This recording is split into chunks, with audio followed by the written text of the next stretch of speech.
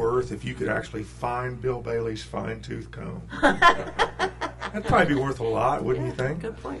What a nice crowd here on a beautiful spring day here in the Telegraph Record Shop. I'm Rick Coster for theday.com's live lunch break.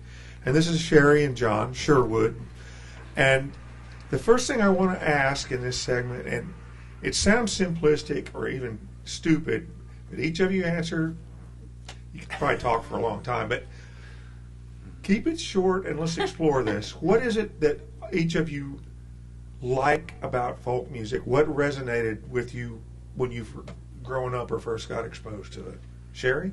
Well, it's the music of the people. It's mostly always catchy tunes. They're not always happy, and sometimes they're sad, but it just gets to your heart. Perfect. Sort of. John? And it makes you think about if there's an answer to problems or issues or things of that nature, and that's important to keep thinking about those things.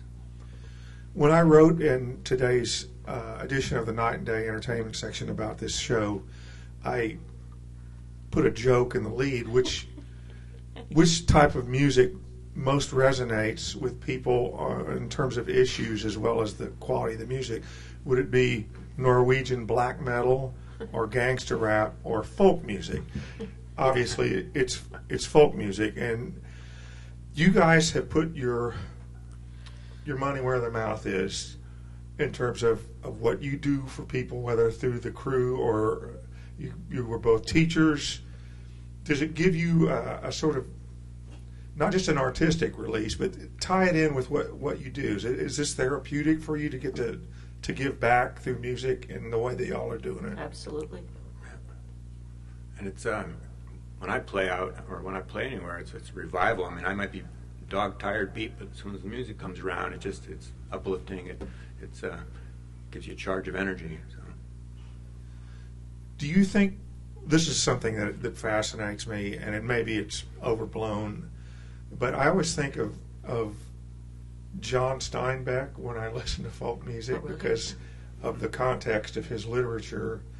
And then, of course, you guys, Pete Seeger, there's a whole host of artists that are associated with that sort of thing. When Merle Haggard died, did that hit you guys? Because while he's acknowledged as a country artist, he too was sort of someone that wrote for the poor and maybe the overlooked. Does that mean anything to you guys?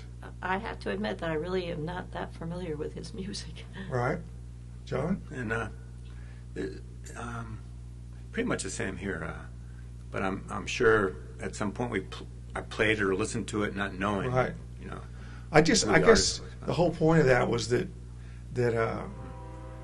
if you have the life experience or the heart or the conscience, that maybe it does cross musical boundaries. But when you consider the vast repertoire that you have to choose from, is it fun to write your own stuff and slip it in? Because that was a great, first of all, the Ocean Calling, you've performed that for us before.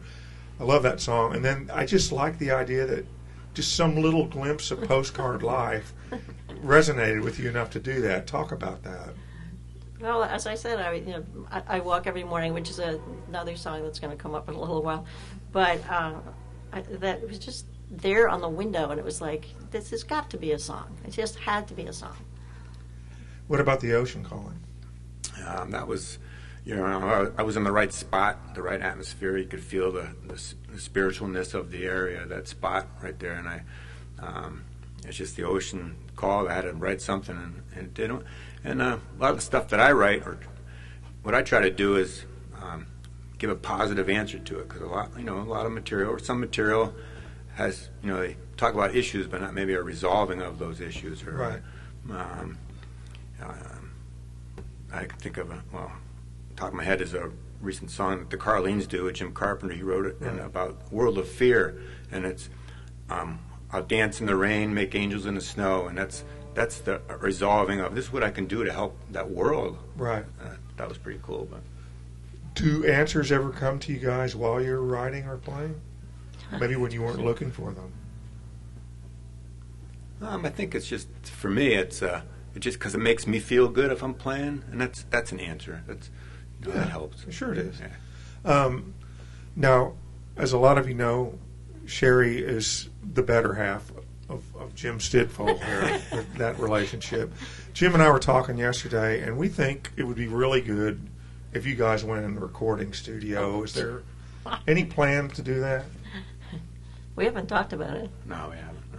No. I think we'll practice a few more months or so, and then try to focus on what we would do with something like that, what kind of material we put in, and go from there. But don't you guys think it's a good idea to put them in the studio? I do. All right, as usual, I've blathered on long past my welcome here, so would you guys do us the honor of playing some more tunes for Sure. us? Should we answer the phone? Nope. I'll answer it. Oh, I got answered. Okay. Hi, this is Rick at the Telegraph Record Shop. Don't bother us at the moment, please. We have SherWood here. So, all right, you guys going to do it? We're all set. Sure. All right, thanks for hanging around live lunch break. This again is SherWood.